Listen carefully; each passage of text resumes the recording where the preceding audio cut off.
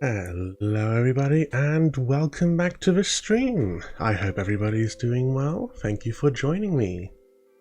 Today it is the 6th of September, which makes it officially one day before my birthday. Huzzah! And hooray and happy birthday to me. Izzy, hello, welcome to the stream and thank you very much, yes. I do not stream on weekends, gotta keep some time for yourself, so I thought I'd do a little birthday stream today and just kinda chat about myself really, you know? I didn't do a debut stream back when I first started streaming. I just kinda picked a game and got on with it. So I thought, you know, why not run through all of that fun debut stuff on a little special stream today, since I've got the opportunity to. Gonna be spending some time with family tomorrow, you know, just enjoying time off, enjoying my birthday. Got a few plans, gonna watch a movie, gonna get some nice takeout for food. I'm quite looking forward to it. For now though, let me not delay it. There's not gonna be a super serious stream, not gonna be a super long stream. I'm just kind of gonna chat about myself a bit and about some stuff that I wanted to talk about that doesn't really fit anywhere else, you know? So, let me put this into full screen. And my model's not there. Oh, there we are, we've appeared. Alright, so yes, me, Aurea Opus, VTuber, writer, gamer, your artificial goddess creating alchemical worlds. I've been workshopping a little tagline for a while and I've just never quite had an opportunity to use it, you know? Every now and then I watch like Porcelain Maid or something on a stream, or the other day collabing with Arrow, and it's like, damn, they've got some really catchy taglines. I gotta get one of those for myself. So here we are, your artificial goddess creating alchemical worlds. So, first things first, I am the writing and world-building VTuber. That is the thing I do, the thing I love, so obviously, we've got to have a little bit of lore. What exactly am I? What is Aurea Opus? So, created during a failed ritual by an arcane order called the Empty Temple, I am an artificial goddess of alchemy. The Order sought to obtain divinity by using alchemy to create a gap in reality and filling it with a fake god. Instead, they created a real god with a gap in their divinity. With only a fraction of the power I should have, I have set out to find other gods and mythical beings to devour and grow to my full might. And there are so many fascinating creatures among VTubers. And there really are. I mean, you have a look around VTubing, there is just a plethora of the weird and the wonderful to be found, and plenty of them self-proclaimed gods, so if I can take a bite out of someone at some point, that should help me along quite a bit. What is Aurea Opus? A miserable pile of secrets. But enough talk, have at me. I love that video, that entire thing. Fantastic. If you've never seen it, you should have a look at that scene edited to have the Dracula flow, because that is also an absolutely fantastic sight to behold. But yes, a artificial god created in a ritual gone wrong. I've inherited much of my nature and powers from the order that created me. They were focused on alchemy, on transmutation and transformation, and much of that is what I'm also focused on. I really love writing world-building stuff and just artistic expression in general, the act of creation, of expressing yourself, and I think alchemy really is a good medium to express that desire for expression. It is all about making something different, something better, taking components and changing them. Let's have a little look about me. I've introduced myself. My name is Aurea Opus. Aurea meaning golden and opus meaning work, like the magnum opus, the great work. So I am the work of gold. You may also refer to me, if you are my ally or subject, as Her Aureate Majesty. or if you are my enemy, the Incandescent Monster. My birthday is tomorrow, the 7th of September, and I'm looking forward to enjoying that nice day off. I am 1.95 m tall in my base human scale form, significantly larger when exercising the full power. Normally a god shouldn't need to get bigger to be stronger, but I'm not quite working as intended yet, so we gotta grow to handle all that extra power. I am an artificial god, which is for all intents and purposes the same as a real god, simply from a different origin, and my specialty is alchemy. I love alchemy, I love transmutations, I love all the terminology and the lore behind it, the aesthetic. Honestly, more than anything else, the aesthetic. The symbols, the gold, the kind of ancient mysticism, mix in a few modern aspects with chemistry and how that's evolved. It's a beautiful, beautiful aesthetic. But yes, this is me, Aurea Opus. You've got me on screen twice there because I put myself on a slide. I wasn't sure if I was going to have these slides up on their own, or if I was going to be next to them. In the end, I decided I wanted to have my model on screen. I spent too much time making that thing to just have it sit out of sight, you know? Now, it is customary in the VTuber debuts and introductions to talk about oneself and their likes and dislikes. So here, let's start with a dislike. I like to get things that are unpleasant out of the way first and then focus on the good. So, first dislike, cooking. I just can't stand it. I enjoy good food as much as anyone else, you know? A nice tasty meal, I get it. It's very appealing if someone else is cooking it. If I have to cook it, just not worth the effort. I can never be bothered. Instead of cooking, I would much rather get a pizza or a ready meal or something like that. I don't know, the ratio of effort, you know, of work put into reward when it comes to cooking is just slightly off for me. The end result does not justify everything that goes into cooking.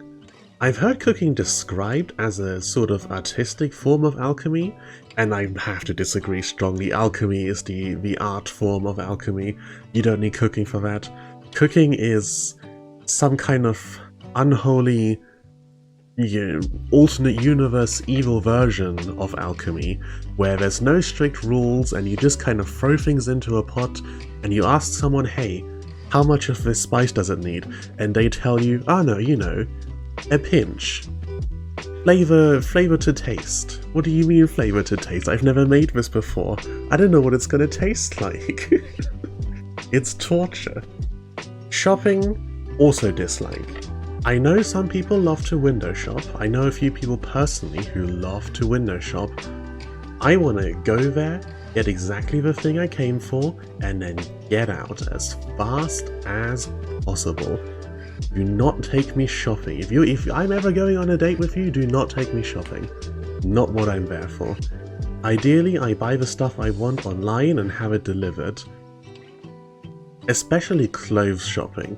But that's less the shopping's fault and more my fault. For some reason, I'm just really picky about my clothes. Which is weird because I don't have much of a sense of style or anything like that. I've got like 7 different plain grey jumpers. But I'm also really picky. Lots of times my family members will show me some item of clothing and be like, hey, how about this? And I'm just like, I mean, there's nothing wrong with it, but I just don't quite like it. Couldn't tell you why, but I look at something and if I don't immediately go, yeah, sure, I'll wear that, I'm probably going to say nah. Very hot weather, because you sweat and it's miserable and your computer struggles in the heat. Very cold weather, because you shiver and get cold and then you develop a cold and it's just miserable.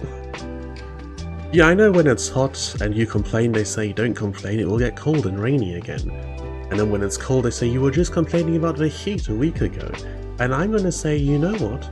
Yeah, I think I do get to complain about both the heat and the cold. Why can't it just be nice and comfortable? Pretty sure the climate I live in is supposedly called temperate, as in, you know, a middle ground. It's not super hot, it's not super cold. I want it to be temperate. I want it to be 21 degrees, room temperature, comfortable. Don't give me anything else. Hot weather, cold weather, I'm gonna complain. Then we have country music. I love listening to music. I listen to so much music. If I'm going around the house doing something and I don't need to be paying attention to anything, I have my earphones in and I'm listening to music all of the time.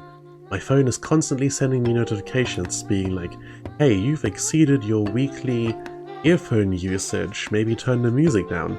And I'm just like, no, turn the music up, play more music.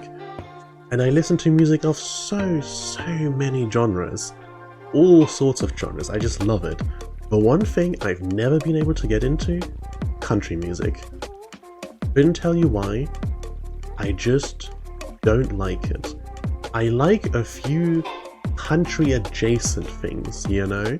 I listen to Mumford & Sons, I listen to, you know, some of the Hosea songs that are a little bit in the direction of country music. I like those, but you pull out a full-on banjo music, country farmer singing about his tractor or whatever, God, I can't stand it. It's so bad. It's such terrible music. And the final thing I dislike is thinking of things I dislike. The list of likes and one of the later slides, super easy to come up with, took barely a few minutes. Thinking of a list of things I dislike, so hard, because if I don't like it, I put it out of my head and I don't think about it. Why bother dwelling on things that you dislike, you know? British summers have nothing on Spain summers, trust me, I melted when I went. Well, I hope you enjoyed your trip to Spain, Izzy. Unfortunate that you melted, I hope you recovered from that. Did they manage to freeze you again afterwards?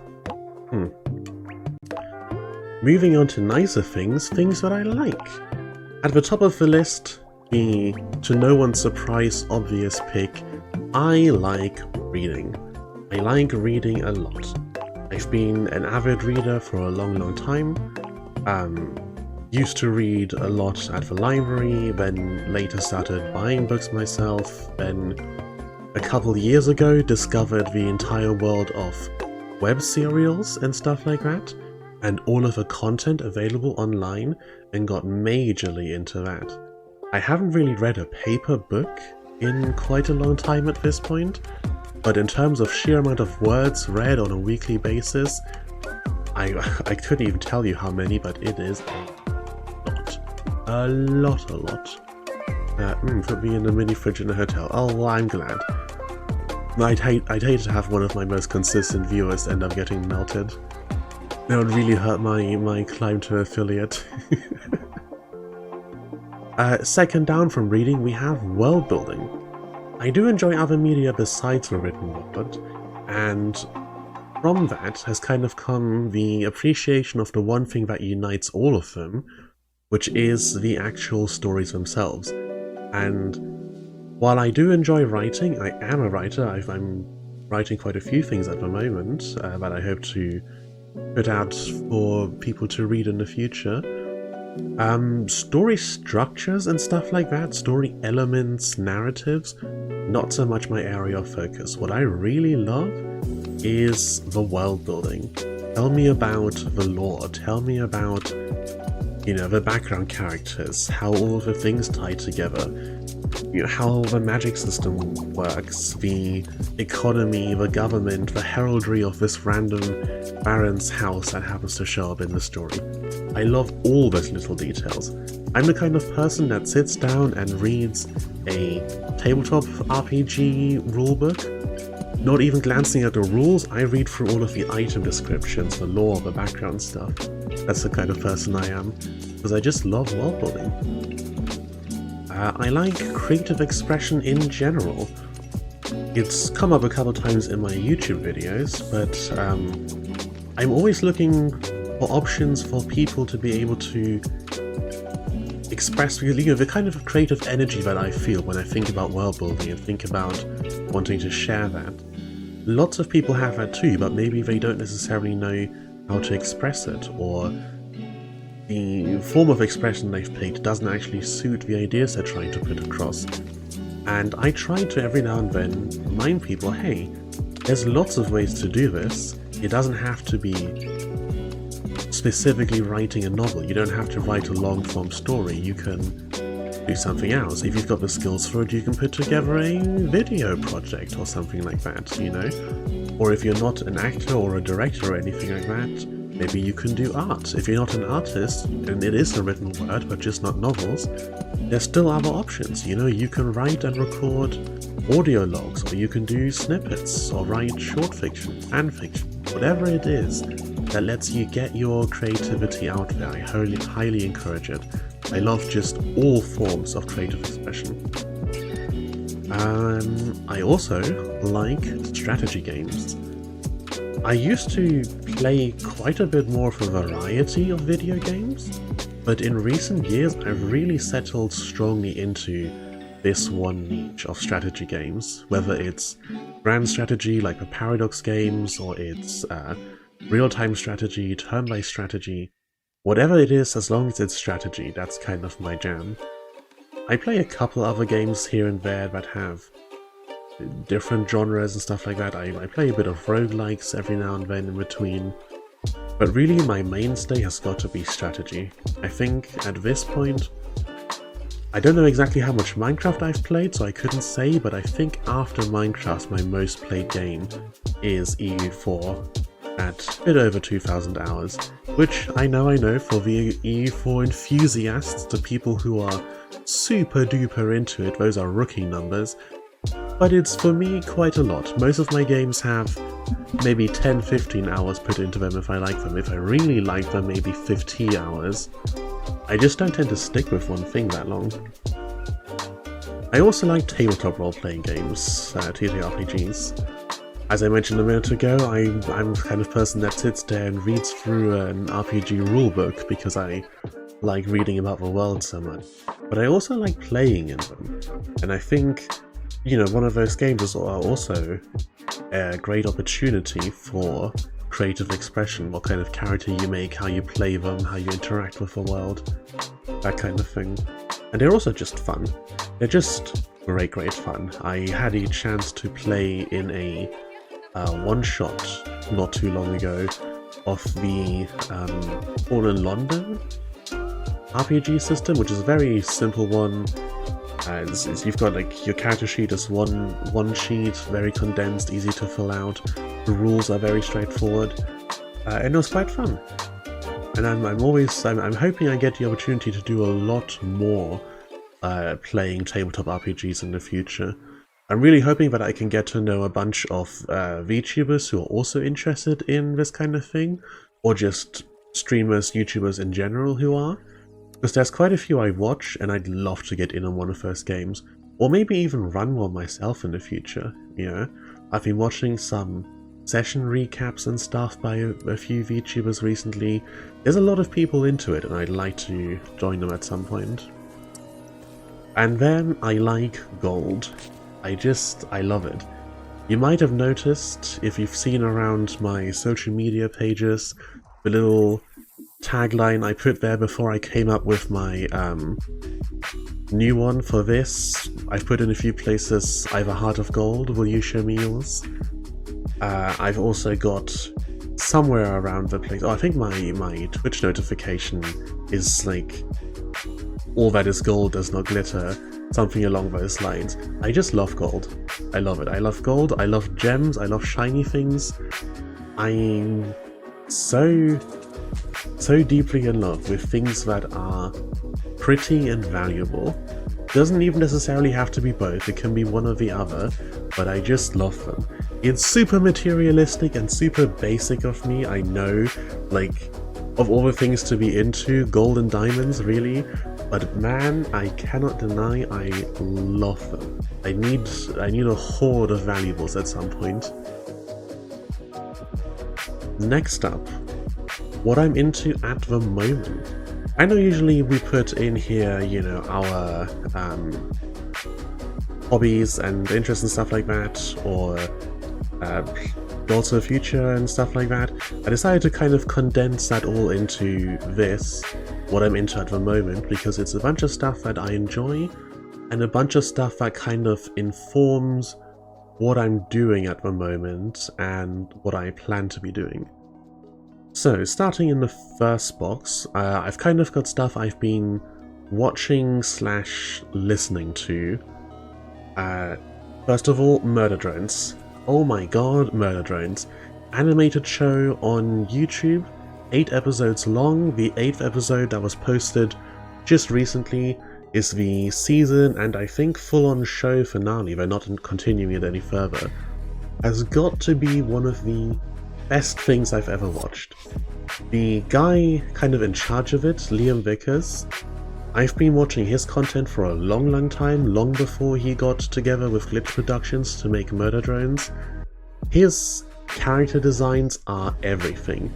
My god, they are everything. They are so the blend between cute and horror, the big cutesy dresses and hair bows together with bloody gore and violence.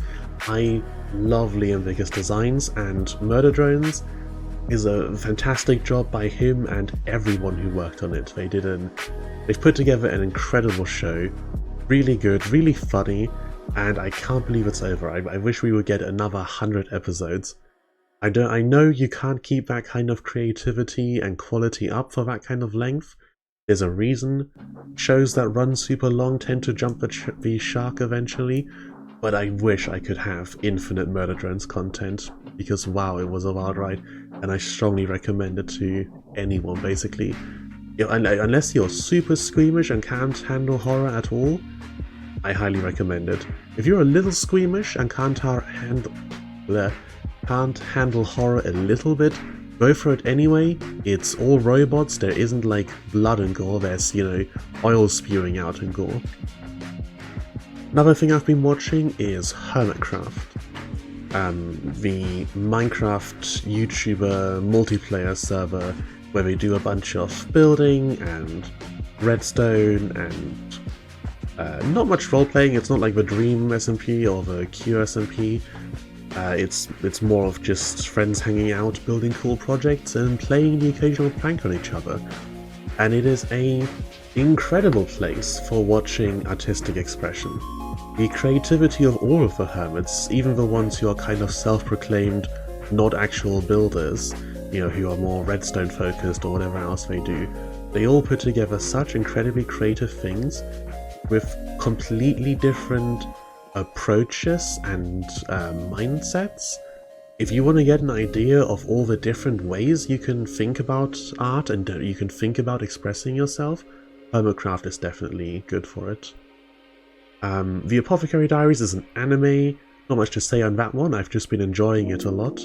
I love the aesthetic, I love the setting, I love the characters, they're super cute.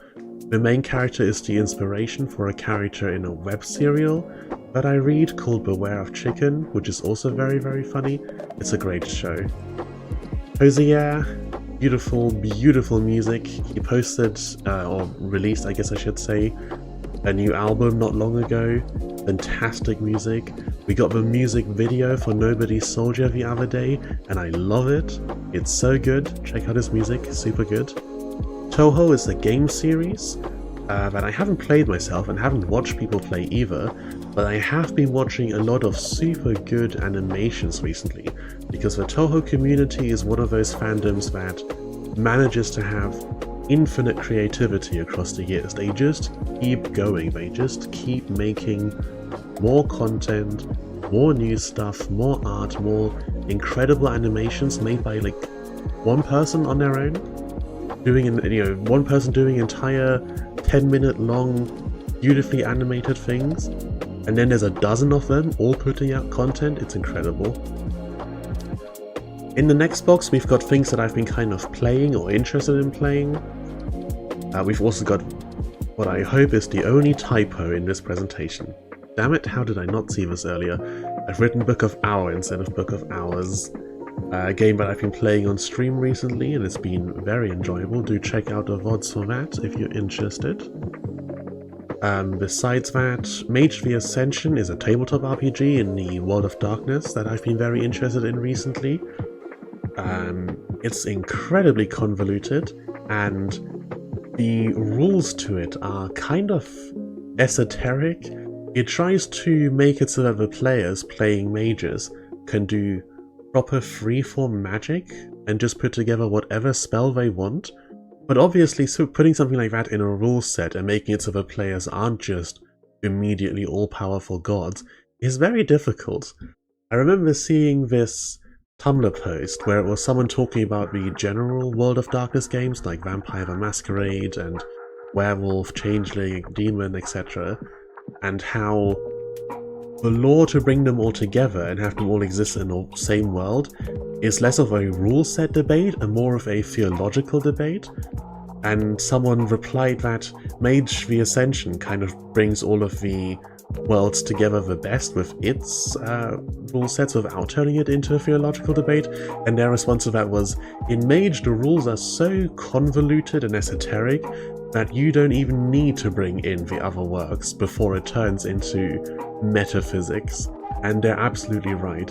When I was first looking up how a specific mechanic for the game worked, I found out that people have separate systems of interpretation that you can combine in different ways to decide how your particular story is going to run, because it's that weird and convoluted. I love that game. Then after that, I think the rest of these are all video games. I play a couple gacha games, specifically Honkai Star Rail and Arknights, a couple more as well, but these two other ones I'm really big into at the moment. I just kind of enjoy them, and I think in terms of someone who you might have noticed so far from my presentation enjoys pretty things, man, the trailers and animations for these games are always fantastic. For Honkai as well, or for the Hoyoverse, where they've released Zenless Zone Zero the other day, some really fantastic trailers coming out of that too. I just don't particularly enjoy the gameplay, unfortunately. Then underneath we've got EU4 and CK3, those are Paradox Grand Strategy games. EU4 my most played game. Crusader Kings I actually drifted away from quite a bit for a while, but recently I've gotten back into it for some reason. I've played a little bit of vanilla, I played a little bit with a mod called Elf Destiny, and I've been enjoying it really. After kind of not thinking about the game for a while, dropping it for a while, wasn't sure if I'd ever come back. I actually ended up playing CK2 for a bit, but then something just kind of struck me and I went, yeah, you know what, let's play some CK3, and I was really enjoying it. And finally, my current kind of mini addiction, Balatro. It's just numbers go up, the card roguelike game, and I enjoy making numbers go up. It's terrible. It's terrible and I love it. And then on the right here we've got some things that I've been reading. Catalepsis is a horror web serial available on its own website and on Royal Road. And it's really, really good. It's been an inspiration for a lot of my own recent writing. I think I brought it up actually a few times in the recent stream where I was talking about doing horror in progression fantasy. Now, Catalepsis I wouldn't count as a progression fantasy myself, but it is a web serial and kind of moves in the web serial circles and genre conventions, and still manages to execute the horror aspects extremely well, I feel. Forge of Destiny and Tenebrum, these are both also on Royal Road. Forge of Destiny is a cultivation novel, which has, I think, one of the best approaches to the cultivation genre. The way it describes things and manages to weave the magic system of cultivation, of gathering key and using it and understanding the laws of the world into its world building better than almost anything else I've read. It's really a fantastic work. And then Tenebrum is about an evil dark creature doing evil dark things, and I just find it great fun. It's one of those, I remember there was a Reddit thread a while ago where someone was asking like, what are some things that instead of inspiring you made you go, yeah, I don't need to write this because it's here and they've done it exactly the way I would want it done. And Tenebrum for me is that. I've been thinking a few times in the past about writing a kind of progression fantasy style work about an evil divinity rising to power, and with Tenebrum I've pretty much dropped that idea because it has everything I would want out of it. I might do a different kind of divinity rising to power, but an evil one? No, Tenebrum has it covered.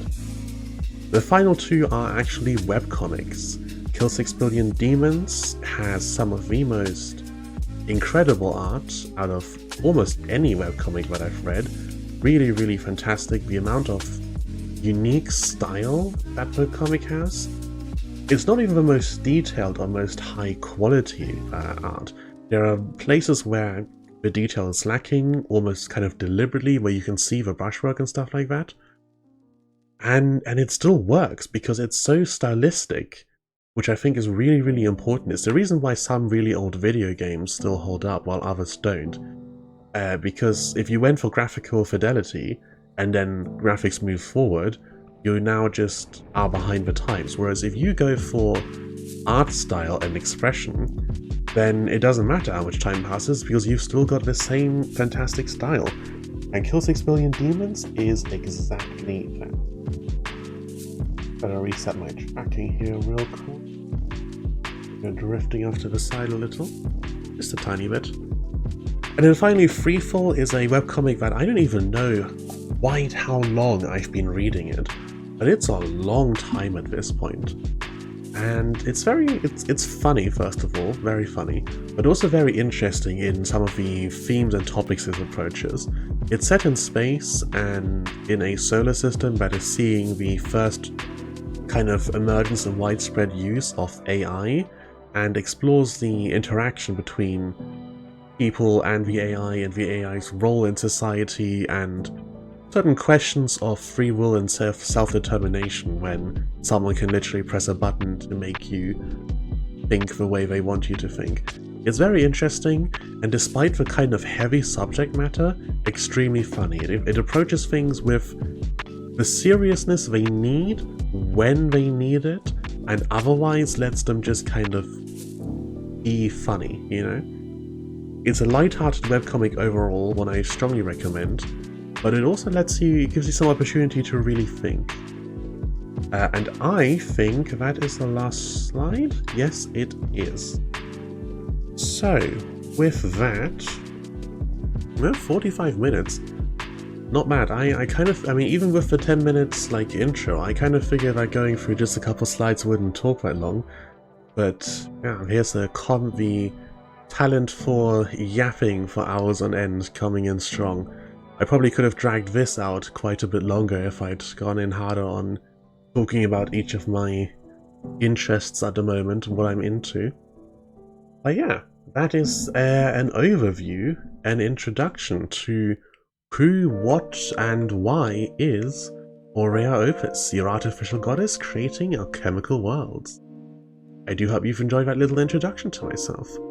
Since this stream is for my birthday and all about me, I am going to take the opportunity to continue yapping relentlessly about myself. So let me switch over to here for a second so I can close down the presentation, move off there, and move on over to here. That should be working. Yep, here we are. So here is my YouTube channel, the Aurea Opus channel. 8 subscribers now. That's actually gone up by 1 since the last time I looked, so hooray, there we go. Progress is being made. We are now at 8, 9, 10, 11 videos on here, plus an amount of YouTube shorts. I do intend to increase the amount of YouTube shorts I'm making. I've gotten some more kind of inspiration for what I can put on here, and they seem to do well enough, yeah. Compared to the video views, they're actually doing pretty good. That's not what I meant to click. There we go. But yes, the videos themselves, I'm quite happy with them so far. I think the thumbnail game could do with some improvement, but my talents lie in the written word, not in artistic expression in the sense of lots of things are art, not artistic expression in the sense of actually knowing how to draw, because that is not in my skill set. This one's kind of good though, the dungeon crawl. The thumbnail is quite funny. Good variety of videos so far, I'd say. I try to keep it spread out across different genres and topics. You know, I started off with Lit RPG, and there was the temptation, and it was a strong temptation, to make like 3 or 4 more videos going through specific subgenres and tropes and things like that within the Lit RPG genre. But I actually held off for a couple months until we came back here with the dungeon crawls, which I think was very good of me, and I deserve to be praised for that. Then, the next obvious thing to talk about when talking about world building and writing, hard and soft magic. We all know about Brandon Sanderson and his laws of magic, and the kind of entire style of writing, the thought process, the movement that those laws have kicked off. Again, I've held myself back on writing about that too much. I've let it pop up in a few other videos, but mostly kept it restrained. There is another Sanderson video here, but I think this one is justified. I think we had to cover hard magic at some point, but Sanderson's laws do have a lot of interesting things to think about in them, and the second one in particular I thought was worth talking about. World building through language. Conlangs were actually one of the first things that I got into when I first started researching world building, however many years ago that was by now, because it's been quite a long time. Yeah, I was interested in writing and didn't really know how to get into it, how to get started. I'd written a few snippets here and there, but didn't know how to continue from that. So I kind of looked up, hey, what are people interested in when it comes to world building? And the first few things I came across was like, here's how to do realistic weather patterns, and where to place biomes, and tectonic plate movements, and I was like, that's interesting and all, but that doesn't sound fun in the slightest. Knowing more about the world building community now, I see why it's so prevalent and why it's so popular, but it definitely wasn't what I was looking for. Conlangs, on the other hand, were just the right level of hard world building and realism and detail, combined with this is actually really fun to look at and to think about. You know, how do you construct a language? What word do you pick for things? What sounds does a language have?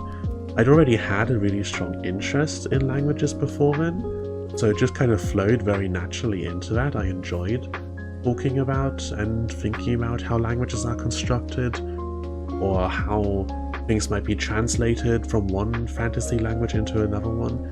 It was really enjoyable. Then, the Marvels of Magitech. I think Magitech to me appeals mostly as an aesthetic, because as I talked about in the video, world building wise, it's kind of in a grey area a little bit in terms of how much it's really its own genre and how much it's just a natural consequence of putting magic into a world and then treating it very seriously, where it does kind of evolve into being a science, basically. But it was still worth talking about, even beyond that, and frankly, aesthetics are good. There are so many things I've put into or excluded from my world building, simply because of how I felt that they either did or did not fit the look of things. It's a perfectly valid way to world build. In fact, some of my favorite ideas for world building have come actually not from inspiration of like cool lore that I read somewhere, or an interesting story that I read, or some world building that was really impressive. They've actually come from art, from pictures that I've looked at and been like, wow, that's so pretty. How would I explain this picture happening in world building, you know? if you see a picture of that some artist has drawn of a cool looking character with a unique weapon and like magic effects around them, I really like to do that as a kind of exercise and think, okay, this character shown here doing these things, so at the very least we need this power within the magic system, and it has to have light effects. How do we explain the light effects? Do they do anything? How do they fit into the world building? And that's been the starting point for lots of stuff that I've actually created. So I do love kind of aesthetics as a basis for my world building. And a lot of genres are basically an aesthetic, you know. All of the punk genres that have come after cyberpunk, really just the same thing as cyberpunk, but we changed the look from slightly futuristic cybernetics to green energy and wind farms for solar punk, or, you know, gears and pipes and stuff for steampunk and stuff like that. It's mostly not a difference of what is the genre about, like romance versus mystery, but a difference of how does the genre look. And that's perfectly valid, I think. I've actually got some notes somewhere for a future video talking about horror in world building and how it's kind of different from horror in storytelling, where there are horror genres like slasher or thriller or stuff like that that focus on what happens in the story, whereas world building wise, the differences for horror, you've got some like eldritch horror or the word escapes me for the other one. You do have some that actually include like, here's what things you put into the world, but then others, stuff like gothic horror, strongly associated I think with, you know, vampires, and then from vampires there's werewolves and stuff like that. But world building wise, not really a lot of conventions there. Gothic horror, being named after the Gothic architecture and art style, is really more of an aesthetic, and a lot of horror in world building is like that, which I think could make a good future video. Make your worlds fantastical with fantasy geography. One of my favorites, I think, out of all of the topics I've addressed so far in my videos, because I think there's just so much room for what people could be doing in their world building by putting more funky stuff into the worlds. I think it's kind of not the opposite, but the missing and required counterpart to the tectonic plate, weather pattern, biomes go here and here world builders.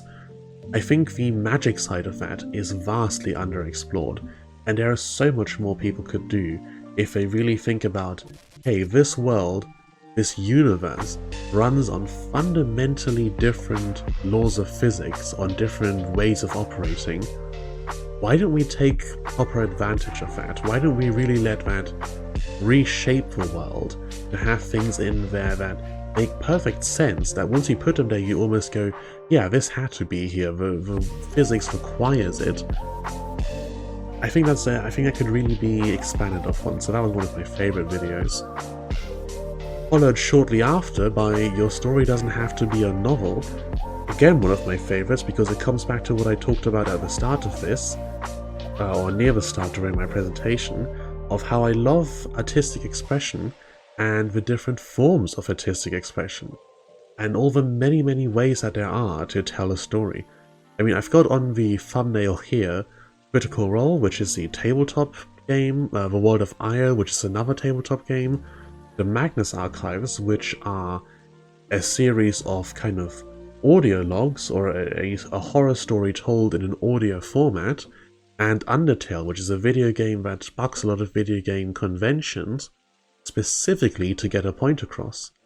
And all of these are aimed at very different audiences and require very different foreknowledge to be really interacted with, and all of them are good. All of them achieve their story in a really unique and interesting way. And I think that, plus all of the ways that I talked about in the video, are things that people could really engage with a lot more. And that's you know, my greatest wish for this entire thing, for all the stuff that I'm doing and the stuff that I plan to do and the stuff I have and will create, is that at the end of it all, someone is going to stand there and say, hey, look at this thing I made, it was inspired by and a gesture to one of my things.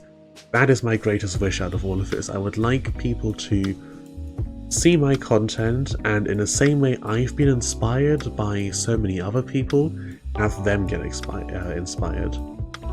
That's really the thing I want the most out of all of this. Let me take a sip real quick.